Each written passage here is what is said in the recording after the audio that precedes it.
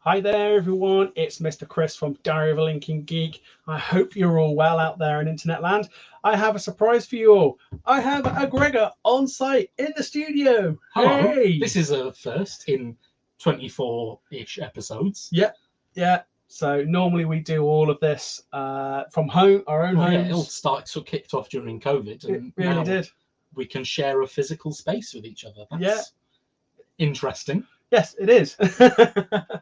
And of course, we are joined with our special guest all the way from Card Noir. It's Richard Lawton. Hello, Richard. Hello. How you doing? How the devil are you? I'm good, thank you. Yeah, not too bad at all. Good. Excellent. It's good to see you both in the flesh and in the same place. Yeah, you are different people. I know. Yeah, I know. It's crazy. Yeah.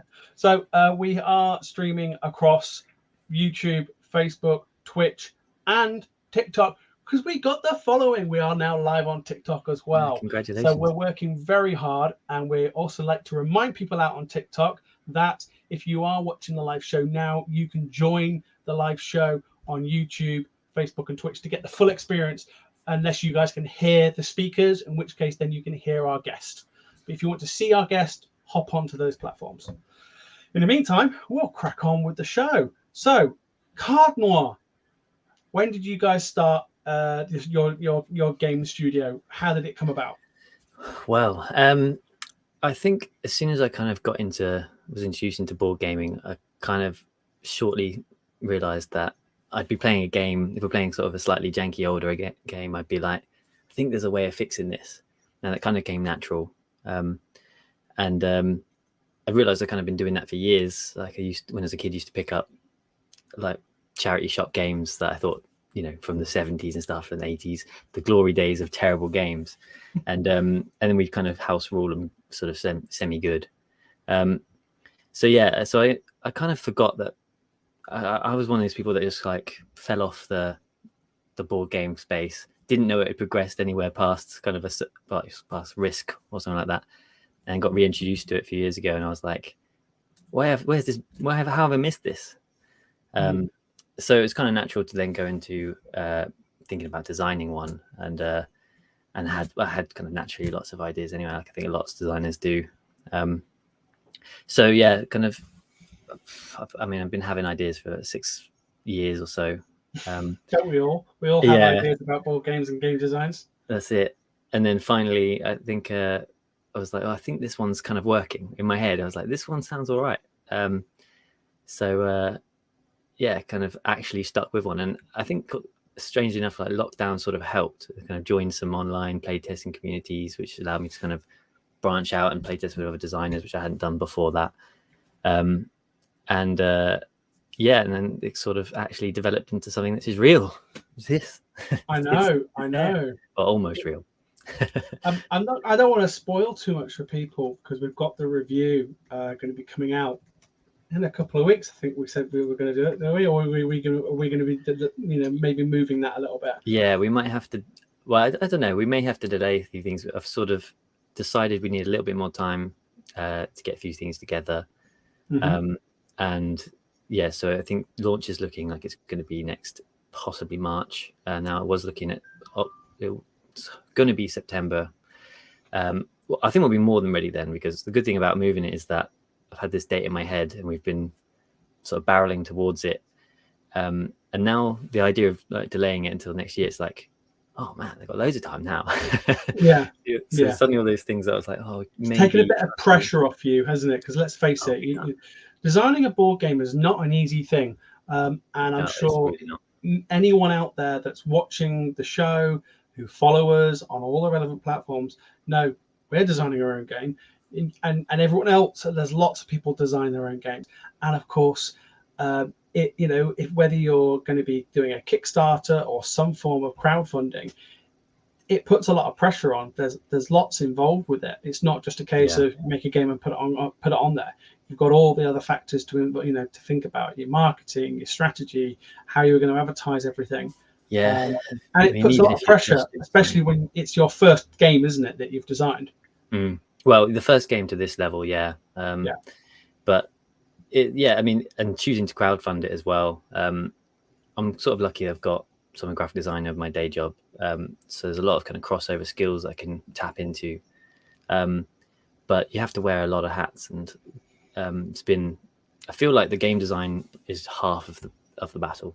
Maybe if you are going for a publisher, it will be more about the game design and less about the sort of marketing and the artwork and all things. But I love it. I mean, that's been a really good fun part of it, is getting to see the artwork come together and actually have this thing sort of materialize very slowly, in front of me. But I mean, so I've been very fortunate I got very early access to the prototype. Did yours change since you got it? So that shows how, I mean, it's constantly going, but and of course I've also played it on Tabletop Simulator, as well as playing the physical copy that you sent me, or you physically gave me at Expo, which I've sent back. But I know about it, but everyone else doesn't. So could you give a bit of a summary of what Crown of Ash is about, and we go from there? So it's a worker placement area control game, but it's basically a game about players being necromancers, and we're trying to be the best necromancers we can be. So you're gathering resources by sending out these little minions. They're your workers, placing those out on the board, and trying to gather up some resources. But it's got a little bit of a race element to it. There's a limited supply of basically these fighters you're going to be recruiting, these kind of undead beasts that you're kind of building an army of. And the better you are at resource management, the quicker you can get these, and once you get them, they're yours for the rest of the game. You're a necromancer, so you kind of battle it out to take control of these areas around the board. But if they fall, they just come back the next go. So it's a resource management area control game at heart. It's kind of Euro game, but with a bit of conflict, and that's been one of the funnest things to kind of tweak, is making a game with conflict that doesn't feel bad, basically. And I think we've managed to do that quite well by sort of having, there it is. I think we've managed to kind of do that, where like every move you do rewards you in some way, even if you lose at battle. In fact, sometimes it's better to lose in battle. So you're constantly progressing. It's basically about getting the ultimate move. But it does feel a bit more like a race game than I think when people play it, they're like, especially if you're playing with 4 people, sometimes you can recruit all of the fighters off the board. And once you've recruited all those, it was down to who managed to get there first. You probably have this kind of big hand worth of fighters you can then use to control. See, there's like 6 outer areas of the board there, and let's find a nice picture for everyone to see. There we go. Oh, no. I have to go for that was the kind of, so I wrote an article for you guys a while ago, which was about our take on area control and sort of the response to kind of the good and the bad parts of area control. The good being really high player interaction, and I love that about area control, that because you're always interacting with someone else, and because you're there's a kind of push-pull element of it, the player interaction is really good. It does matter what other people do. You're not playing your own little kind of game, and then they're just, they matter at the end. You look up, and you go, oh, right, who won? It really matters. But but then there's lots of negative parts of it that, like, sometimes with a game like Risk, where old school area control, where the winning condition is that you pummel everyone into oblivion. That's not always the funnest way to win. So that was kind of the main task with this, is like, how can you have area control and have it so you've got that hyper energy, and losing matters, like, enough, but doesn't feel so bad. And I think that was one of the kind of key design conditions of this.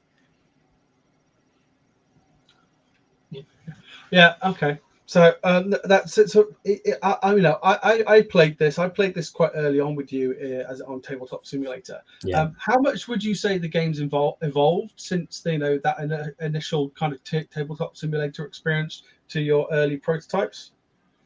Oh, big time. Yeah. I mean, this game started out as the initial thought was a kind of Ramsay's Kitchen Nightmares, the board game.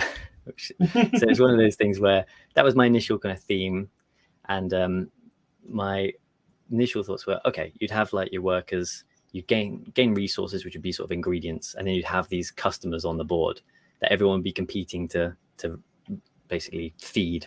And then I wanted to have the area control element be like, okay, so not only are you sort of restaurateurs, but you're sort of like farming the ingredients, so you're in control of these individual spaces. And I had this mechanic where the ingredients kind of came in fresh, and then after the rounds they deteriorated to the point where you could use them, but you'd risk sort of poisoning your customers. So there's a little sort of like adding a bit of luck in there, which I really liked. I thought that was quite fun. But they had this kind of, the idea behind that was that you'd produce more ingredients than you needed yourself. So it was beneficial for you to give them to other players, and you could give them, say, lower quality ingredients, so they can still get their kind of recruit their customers, or serve their customers, but you can kind of make them serve maybe like an inferior product that may poison them, or you want to get rid of your ingredients because you want the money, which is a wild resource or whatever. So that was kind of initial thoughts of it, and then I kind of I was like, there's not enough here. There needs to be a way that you can then take or kind of mix up the control area. And so I was like, okay, I think I'm going to have to do some kind of battle mechanic here. And then suddenly the restaurateurs didn't really make sense. So there was this weird crossover period where I then kind of was like, okay, let's see if you can add in like an area control where they're fighters. But there's this weird crossover bit where when you recruited a fighter, they were still paying you like gold, like money.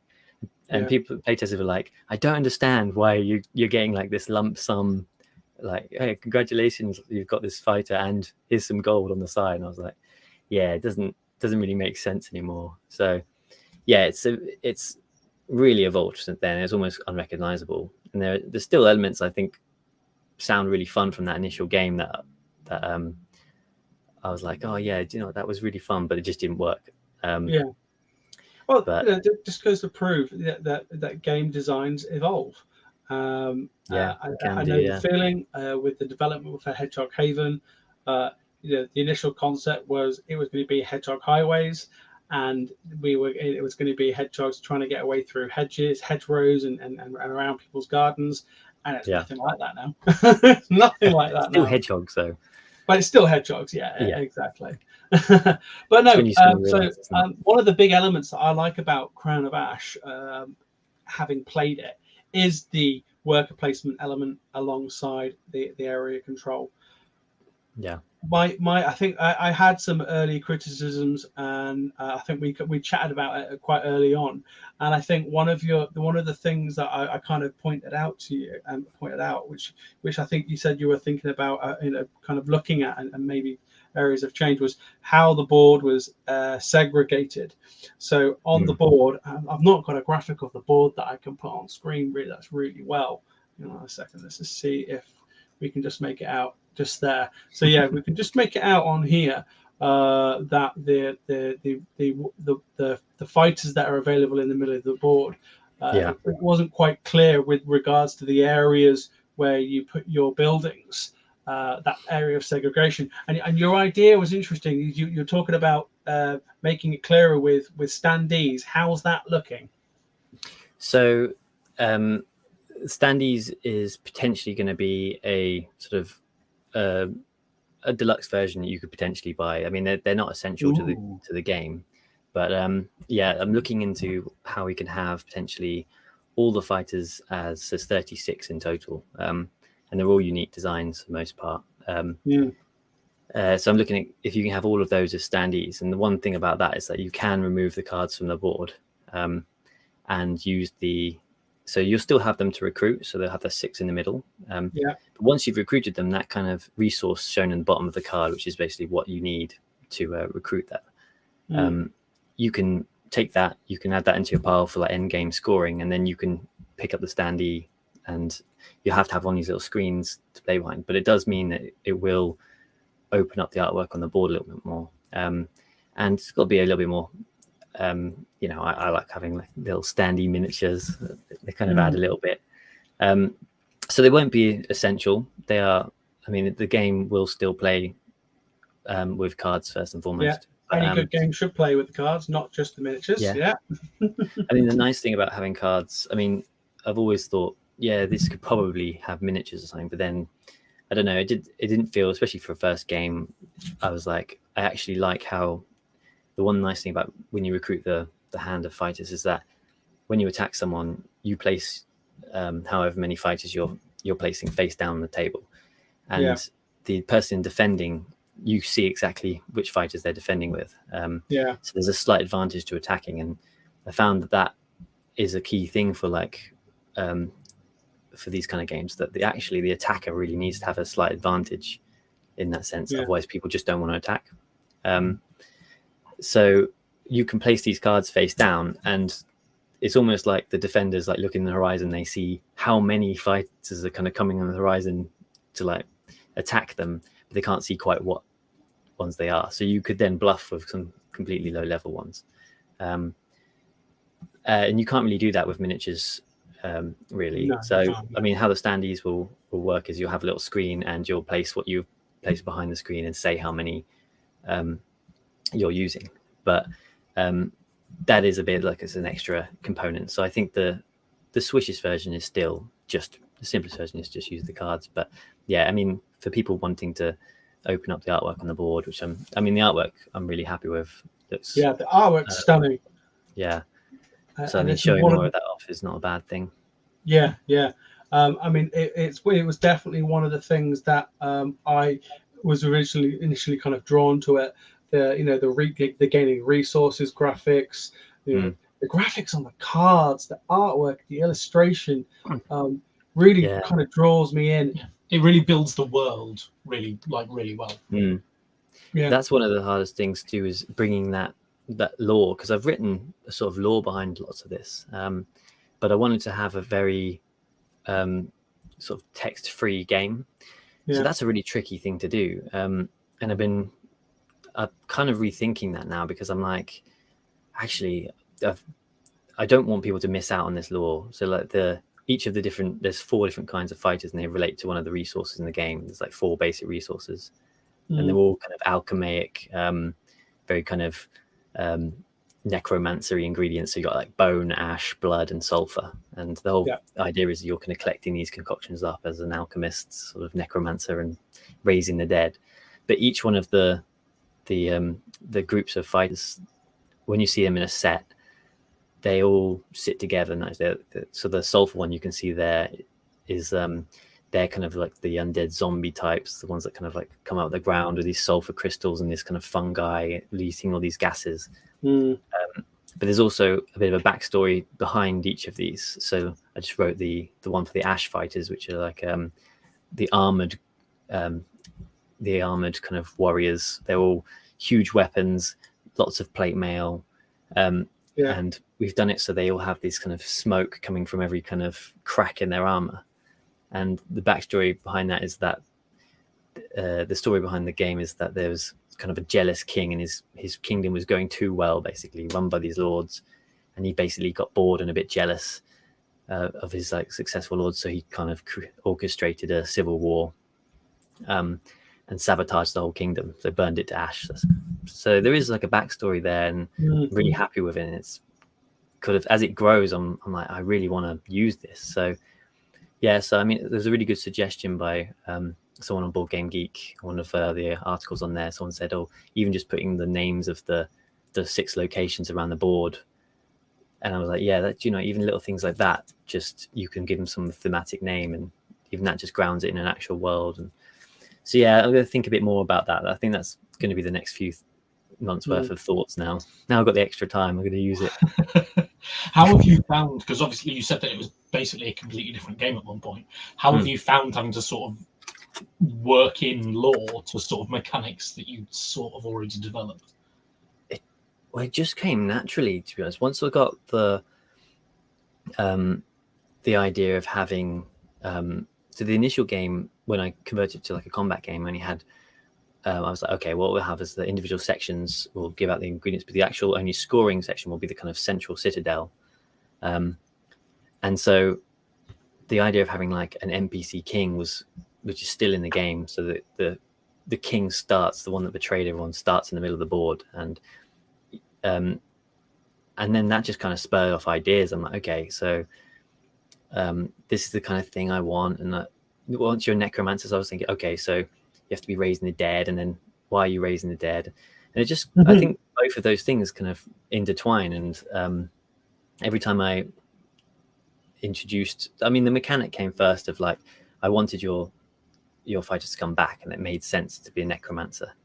And then once we had that thought, I was just like, okay, the lore sort of came to me, and then I wanted the individual segments to be of the board, the areas to be divided. So I was like, okay, well, we can put these big chasms in between them all, and then again, that's like then becomes something thematic. And you're like, oh, okay, well, so I've got these necromancers raising the dead and these massive chasms, and then you're like, well, this isn't a kingdom that has been sort of, this is a kingdom that's been through some stuff. So yeah, so they kind of comments from TikTok actually as well, which is good. Oh, right. One of them asks that one of them says that they like the fact that it's got a solo player option. So how does that play differently to the main combat oriented worker placement type stuff? The solo option, I mean, we're testing it at the minute, trying to balance it, because it's sometimes just, I mean, even me, well, I lose the game a lot myself anyway, but it just kicks my ass. I did too. It kicked my ass when I play solo. But that's a good thing, right? That actually you've designed a game that you don't just, it's not just one that you can just learn and suddenly you're great at it. Actually, there's an element of strategy and being able to coach yourself. Depends how much of a sort of sadist you are. But yeah, I mean, it's good because it's also a slightly shorter experience, I think, when it's just you and a solo. But the AI has also been designed to add to a two-player game, because Area Controls has this issue where there's always that push-pull, but if you're playing a two-player game, you don't really have the option but to take off of the other player. And sometimes that sometimes doesn't feel so great if someone's winning by quite a large margin and they still have to take off the person who's losing. So the AI mode and solo mode, they work the same. It's effectively 6 cards. So we simplify it. So one card is you sit into the resource section of the player map. They play a player just like anyone else. And that single card that has a little tracker, and it just shows what level of fighter they'll be recruiting next. And then the other 5 cards are really simple. You shuffle them, and then you flip a card, and the card basically tells you what action they're going to do, and you roll a dice, and there's 6 outer regions of the board, so nice and easy for 1, 2, 3, 4, 5, 6 of the dice. And you basically count round and go, okay, if it's a 3, it's going to be dealing with the 3rd clockwise area of the board. You flip a card, it says, all right, it's going to, if it owns this area, it's going to build, say. If it doesn't own this area, it's going to try and attack it and take it. And you go along the actions of the card until it can take an action, and then it stops. So if it can't do anything, that's actually really bad for the human player, because it means it's going to then recruit, it's going to place its worker onto the nearest clockwise resource space, which also takes the space up. Although if it's your space, you get rewarded. So it sort of swings and roundabouts, but it means they'll recruit a fighter, and then each time they recruit a fighter, they're going to get a stronger one and a stronger one until it resets. But yeah, so it's just these 5 cards, and you'll effectively go through that hand of 5 cards 3 times, and then the last this only 16 goes in this entire game, but it does feel like you do a lot. But yeah, it works really well. The scoring's slightly different, so the AI player doesn't plays a little different on solo mode. It doesn't gain resources at all. it gains victory points every time it would gain resources. So what it will be doing is, we start in the game, it'll be sort of racing off ahead, and you'll be like, oh, okay, you'll be on like 5 victory points, and it'll be like, oh, gaining 10 victory points, then 15 victory points, and you have to rein it in, basically. And the AI starts off controlling the central citadel area as well, which earns victory points based on which round of the game we're on. So the task is slightly different, because you're not building your engine from scratch like you would in a kind of 2 to 4 player game with real people. Where you start from scratch and you're building up from scratch. The AI starts off with the citadel, starts off getting lots of victory points, and your task is basically to rein it in as quickly as you can and then beat it.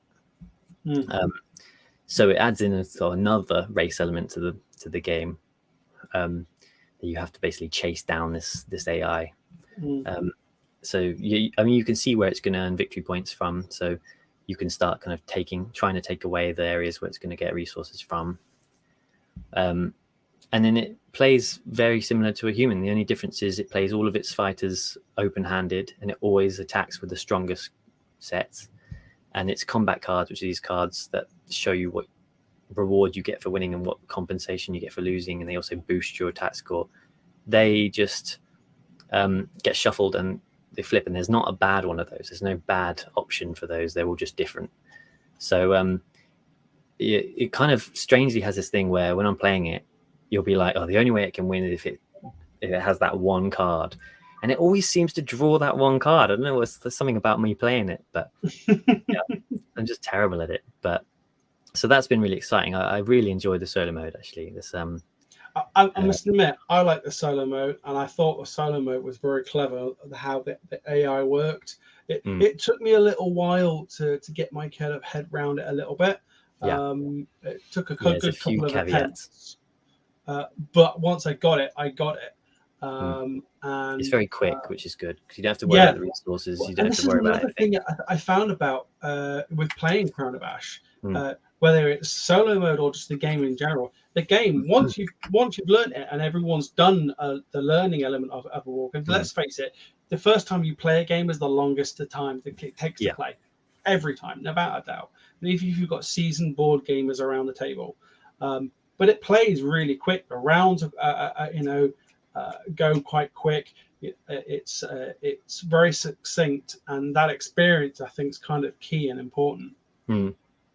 So yeah, the gameplay's kept really simple. It's effectively there's only 4 actions really you can trigger.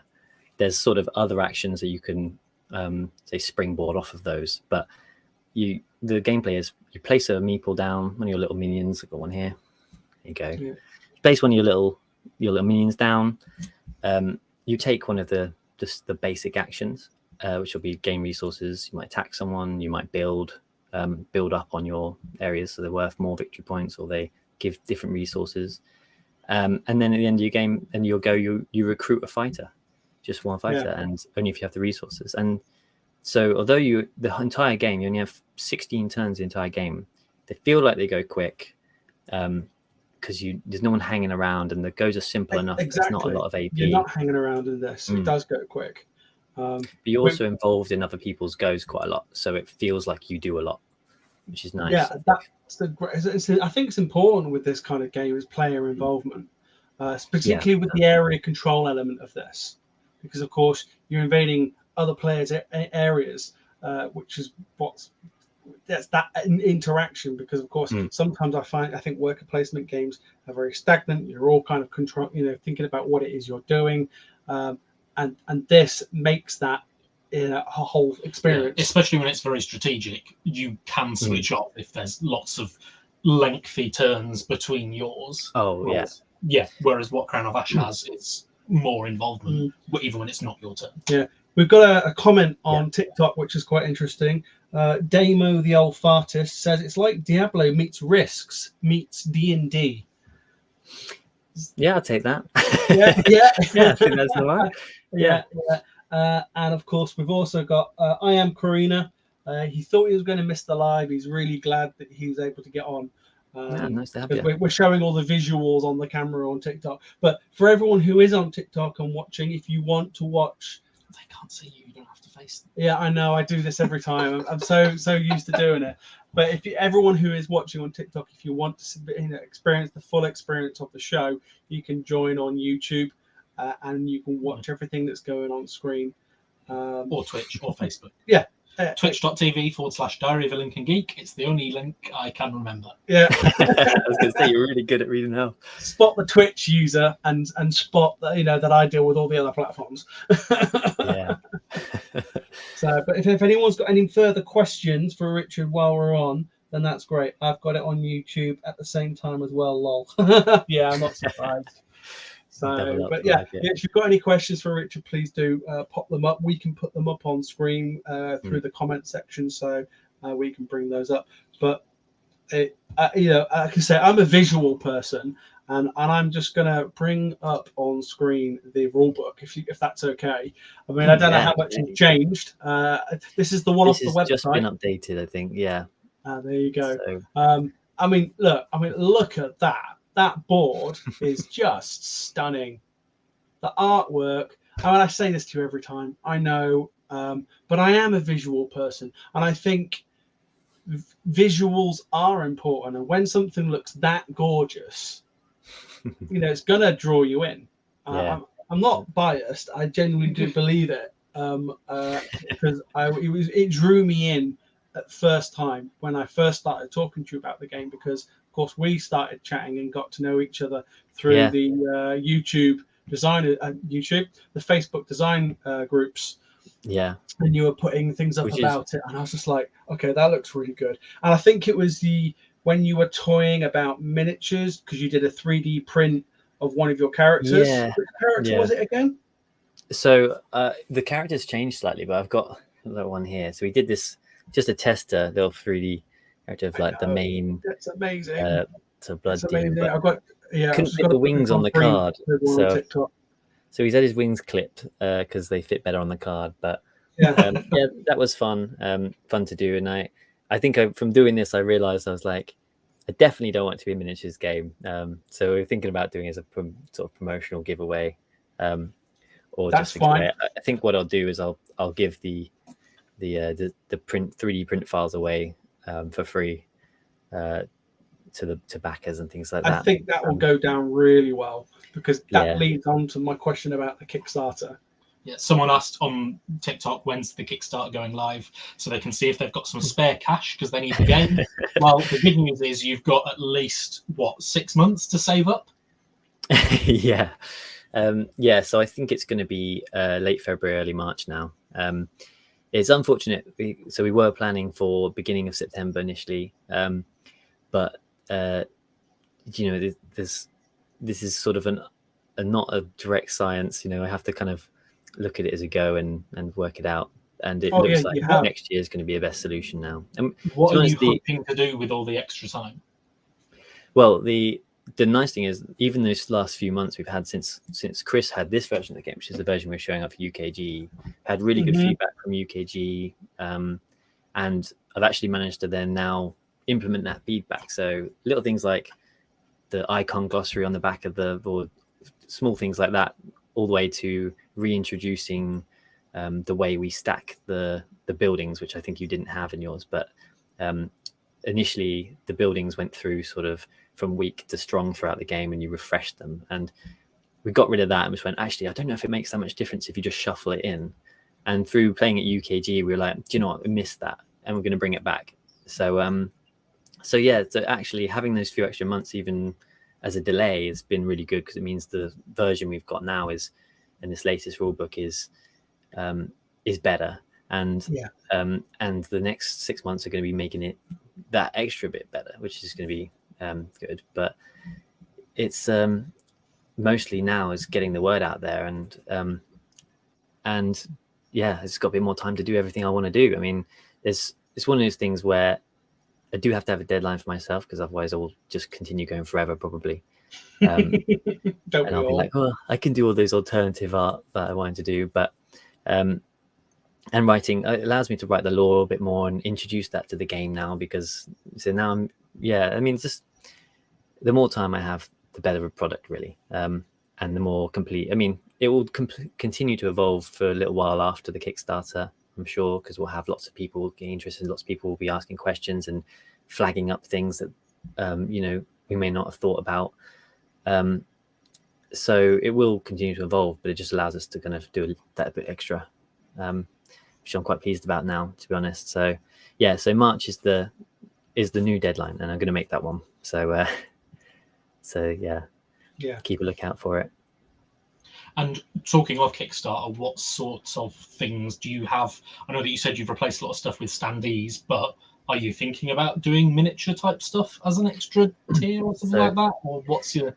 No miniatures, unfortunately. For my first project, this level, so miniatures is just a different kettle of fish. When you go to the manufacturers and you say, especially in this where I've got 36 individual fighters, all different artwork. Well, actually, I think 2 of them share the artwork. The starting ones share the artwork, but something like 30 individual pieces of artwork.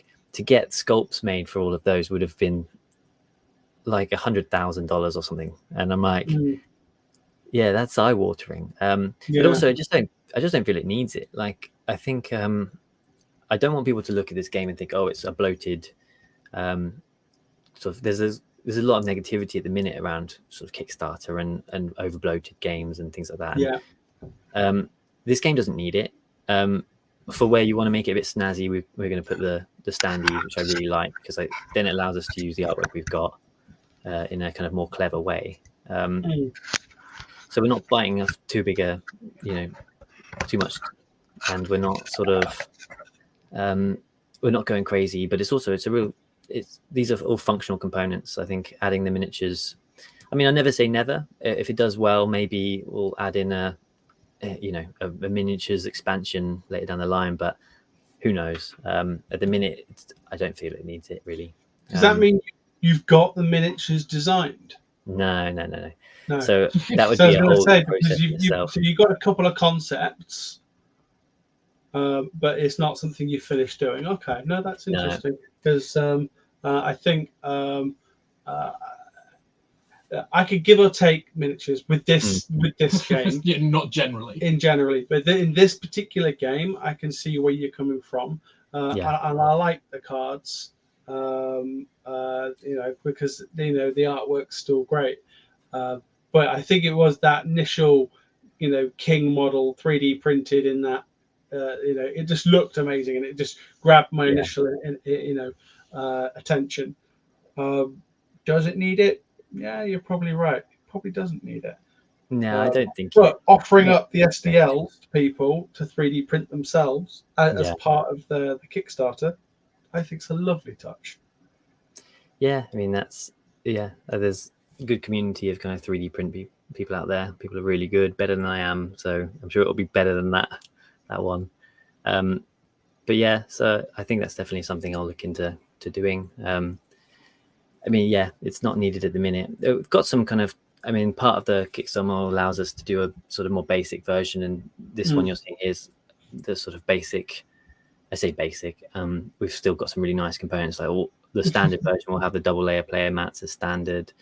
But the improvements where we're hoping to do sort of some deluxe ones is of some little sort of individual player bags, because the little kind of pull string bags, which I've actually just mocked up some fresh, ironed off some recently, nice. So just to test it. But I actually really like them. So we've got these little individual bags nice with all of your components in, so you'll have spoiled, all your Richard. nice meeples and stuff like that. So that's something we can try and add.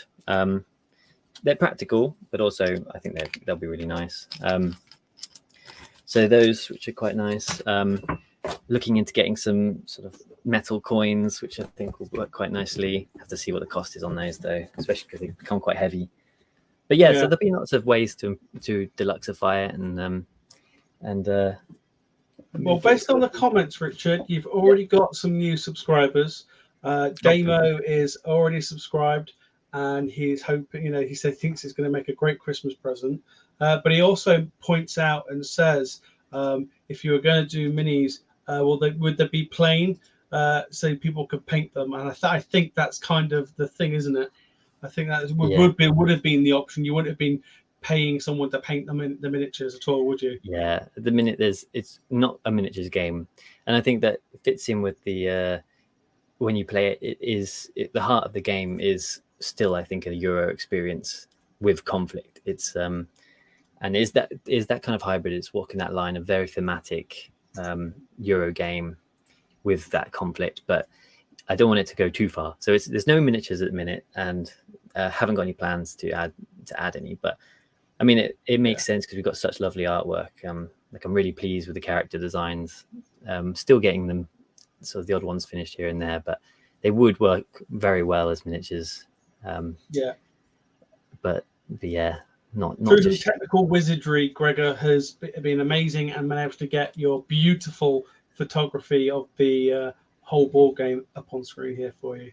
It looks like every single element of this game is just quality. I mean, this was based down to the prototype that you sent me. I love the recess tracker boards for each player. They're a nice touch, because there's nothing worse than when you knock. Yeah, you lose your score halfway through. Yeah, and tokens go flying.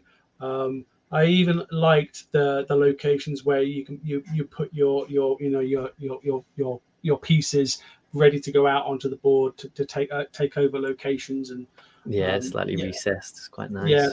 Yeah, it's just nice little touches like that. Even down to the buildings that go down as well. I mean, some of the iconography reminds me, but then because you're using cubes, reminds me of elements of Lords of Waterdeep. That is one of the key inspirations for this. Is and I love Lords of Waterdeep. I think it was probably my first worker placement game. I think it's probably everyone's first work placement game. Martin Dames made a very valid point. One of our friends from UKGE, and of course Snapshot. The characters are fantastic, and yes, that Mr. Chris said, it's quality throughout. Yes, it absolutely is, without a doubt. Thanks, Martin. Yeah. Looking forward to Cloud Foxes, by the way. If you haven't played that already, it's amazing. Yeah. It's very good. Played it early on, prototype on TTS. Yeah. Every time I see that, it's like leaps forward. And that's that's probably been the best thing about designing my own game, is the design community, especially the UK one, because I've obviously met more people in person, but the global design community is amazing. I think you've got Cake of Doom coming up next, haven't you? Yes, we've got Cake of Doom coming up next. So Pearl and Amma I think Pearl was actually one of the first people to play test Crown of Ash on TTS at the beginning of 2020. When it went online. And I feel so bad because I only just played Cake of Doom a few months ago. The first time I was like, it's only been about 3 years, but yeah, it's so nice having all these other designers to kind of help out, and everyone does help out each other. We all kind of share insights and stuff. And exactly. And this is one of the things, because Profian, who's watching on Twitch, says the game looks stunning. Is there an online virtual version of this game we can play before the Kickstarter go live? I know the answer to this, but you can answer this one. Yes, so there's a TTS mod, which is completely free if you've got Tabletop Simulator already. It does require you to purchase that, and Tabletop Simulator requires a little bit of sort of some knowledge. It's just not hugely instinctive a lot of the time, but yeah, if you've got Tabletop Simulator and you want to give it a try, you can go onto crownofAsh.com, and there's a link there. If you're viewing on desktop, will take you to the TTS mod. You just subscribe to it, and it's got the rule book built into the TTS mod, or you can get it from the website. In fact, if anyone wants to try the solo mode, message us afterwards and tell us how you got on, and what your score was and which difficulty level you did. That'd be incredibly helpful. But yeah, go give it a try, and let us know what you think. We have asked this question earlier, but we'll ask it again for Martin's benefit. But he says, how much has the game changed since that first playtest? Oh, yeah, it's completely different. So mine didn't hear the anecdote about the it starting off as basically Ramsey's Kitchen Nightmares, the board game. So you can imagine how different it is. And I found the other day, I found some of my, I don't have my first printouts, but I found some really early printouts, which I might share.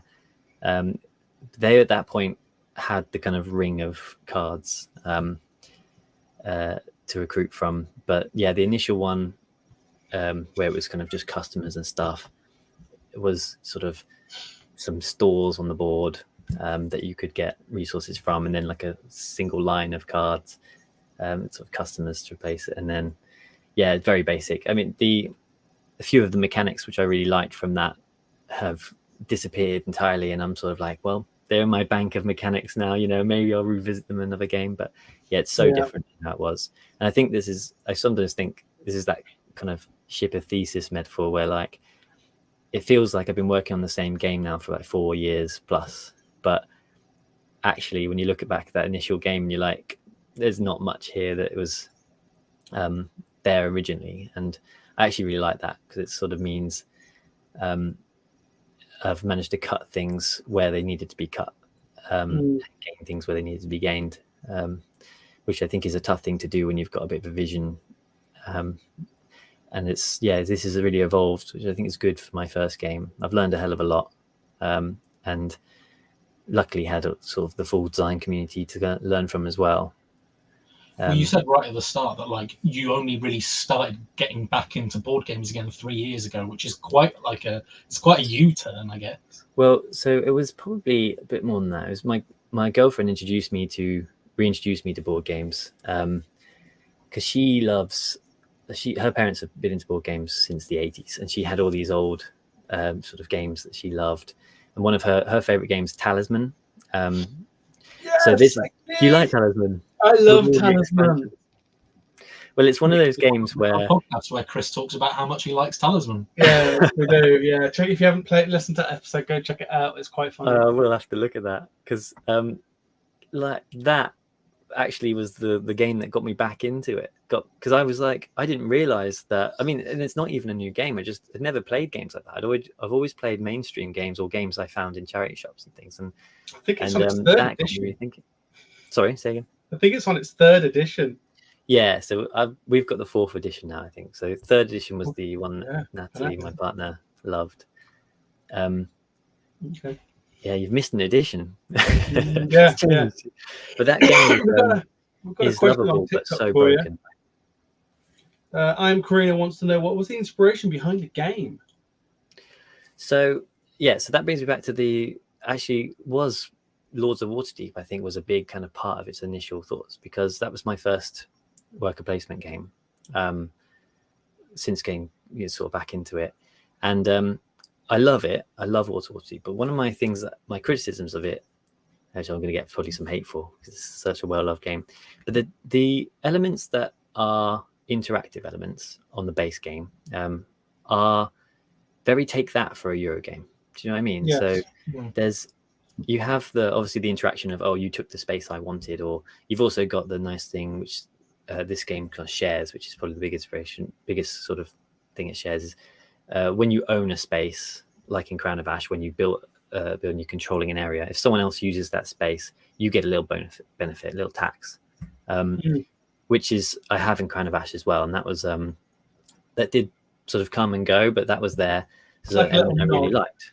Yeah, so that was an element I really liked from Lords of Waterdeep, because I'm like, oh, it's actually really nice that when someone, not just they're just taking your space in a work placement game, which you play something like Viticulture, a lot of the interaction of that is just, except for the cards you play, but is, oh, you took the field space I wanted, now I have to sort of rejig my plans, which is fun because it keeps you on your toes, but also can kind of throw a spanner and things. With Lords of Waterdeep, I found I really liked the element of you getting a reward out of your turn. But when you had the kind of the intrigue cards, I think they're called, aren't they? And they tend to be like steal some ingredients for someone, or like or here's a quest that they don't want to do. Someone else. Yeah. And I thought that's like, it just felt strange to me, is that doesn't fit with the feel of the game, I think. I mean, it works. And the strange thing about, I think, Crown of Ash is, I think I've managed to create a game that has direct battle conflict that feels less take that than those games, because it never derails your plans. In fact, getting attacked usually helps your plans. Like if you're planning to recruit the biggest guy on the top of the board, and you're worried you might not make it before one of the other players who's also, you can see, is building up similar resources, getting attacked might be what you need, because you can play the right card. You can lose with the card you want. You get the ingredients you need from, and then on your turn you can recruit faster than you could have done. So so that's one of my favorite things about the kind of battle mechanics in this, is that actually it's direct conflict, and you can lose your ability to control an area, which might kind of lower your victory points for that turn. But it might actually help you win the war, which I quite like. You know, you lose the battle, but you might win the war. And my wife took great pride in doing that. The second time we played, first time we played, I don't think either of us vied for the center space at all, because we were still kind of getting our head round. Working out how valuable it is. And then it was like 3 lots of fights. She kicked my ass, by the way. She's great at worker placement games. And with other areas, other team members are part of Diary of a Lincoln Geek, I tell you now, will love this game. Pro Buttons being one of them, and Giorgio will probably both be very good at this game, because they love a good worker placement game, and they're very good at conceptualizing that little engine element. So Buttons is already over it on Tabletop Simulator. He's nice. Going to button it up for you, apparently. So amazing. Good lad. Yeah, do it. Let me know how you get on. Buttons. You haven't seen what you did to Battlestar Galactica. Oh my god. He is our sort of, I would say, our community's tabletop sim mod.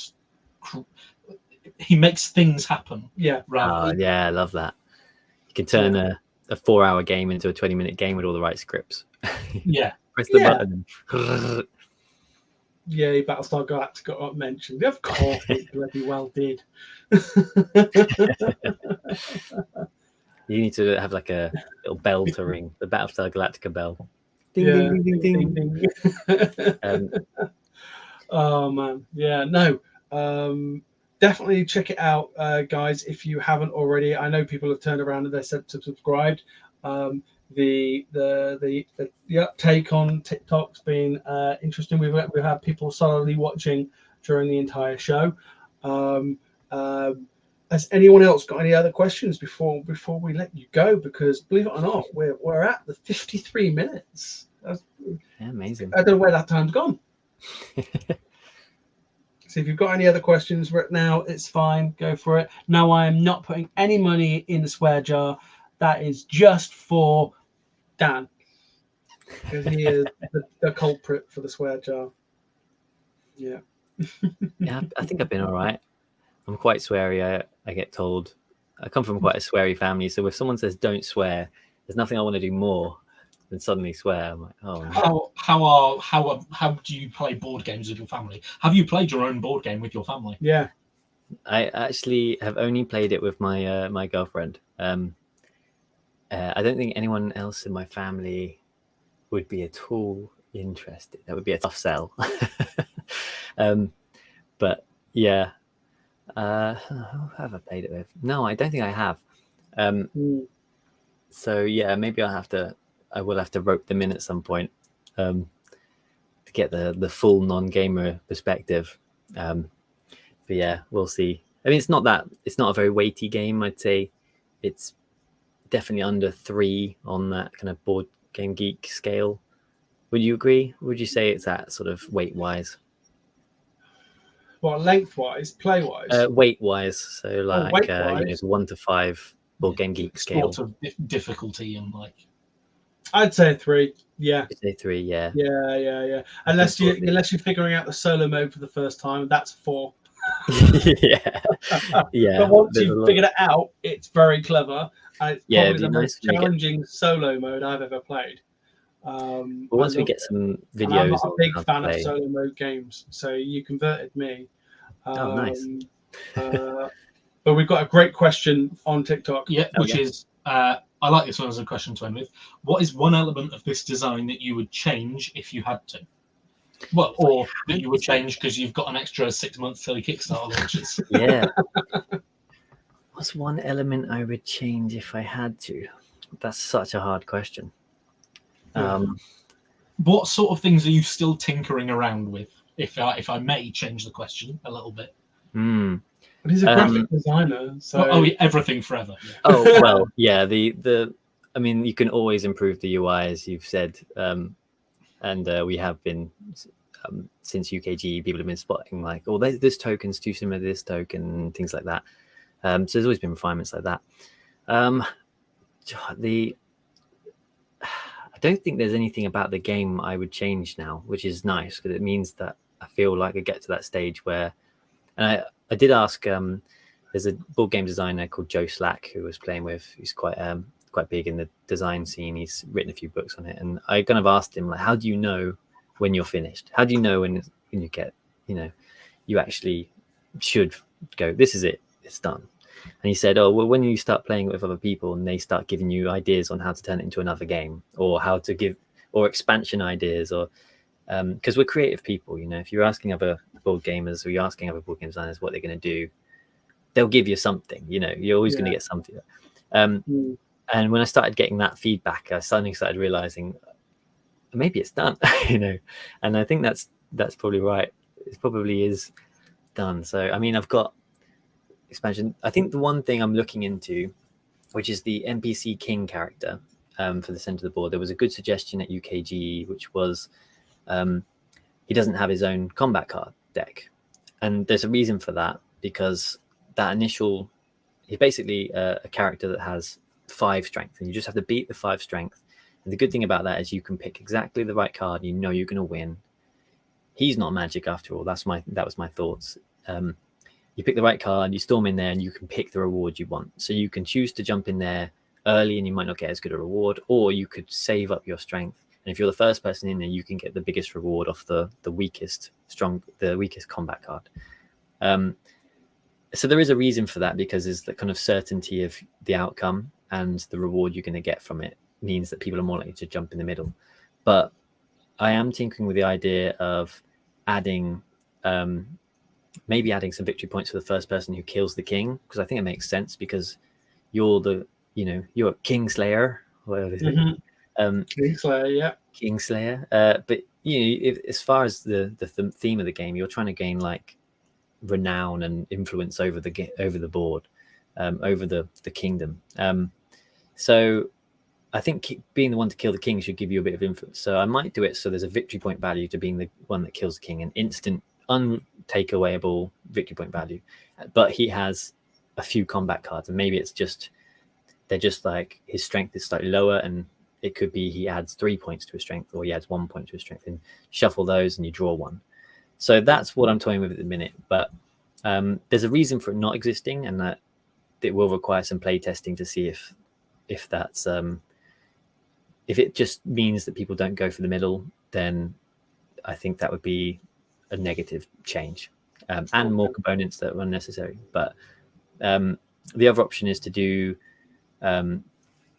different like a series of like 3 different NPC kings that you can shuffle and draw at the beginning of the game, and each one of them has a different strength and each one of them has a different reward.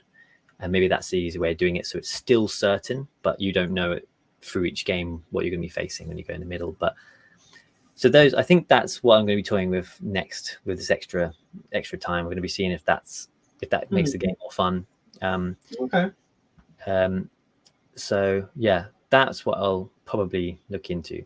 But as far as the rest of the design goes, I think I'm pretty happy. And any other ideas I tend to have, I'm thinking probably, I've got ideas for expansions all the time. So that'll be our next kind of thoughts of, once Kickstarter goes ahead, I'll start thinking about, what else can I do? And can I make maybe a co-op expansion or something like that? Would be quite cool. That answers the last question that we've just had in, which is, Oh, right. are you already planning an expansion? The answer is yes, sort of. Well, yeah, I mean, it's hard. I think I'm certainly not guaranteeing there's going to be expansions out really, but I can't stop thinking about it. I don't think I think any designer, I mean, I played this with designers at all, and they've always got ideas for expansions, and I do too. So yeah, I'm not guaranteeing it. I think I'd like to start on the next game probably before I start really finalizing a expansion. At least just start to think about that again, because there's been so many ideas that I've had to just go, right, you're shelved. I think that's a good idea, but you need to get this one going. And I've been like torturing myself with all these good ideas I feel like I've got that I've been not looking into for ages. So you know, once this is out there and we've got it into manufacturing, that I think I want to start looking at something new temporarily. Okay. But yeah. No, I think we've had some fantastic questions. I want to thank everyone that's joined us on TikTok, particularly Gamehead and I Am Karina. Thank you very much for joining us, guys, because I think you've been in for quite a long amount of the show. And thank you for all the likes. It's incredible. Without you guys, we wouldn't be where we are. And also, I'd like to thank everyone else on the other platforms as well that's joined us, because let's face it, it makes for a more interesting show when we have interaction with our viewers. So if you guys on TikTok aren't already following us and you'd like to get the full experience of the live show, then of course, please do check out the website, which is DOALG.co.uk, or you can check out diaryofalincolngeek.com. But also subscribe if you like the sound of Richard's game Crown of Ash to his site, which of course is crownofash.com. You can see that going across the bottom of the screen. Of course, the all-important website is there as well. It's just been an absolute pleasure, not only just to have been chatting with you online for the last, is it 9 months now, maybe longer, but to also met you in person at UK Games Expo. It was an absolute pleasure, and I think everyone at Diary of a Lincoln Geek enjoyed Expo, but it's great, even better, having you on the show. Of course, we're going to be doing a review.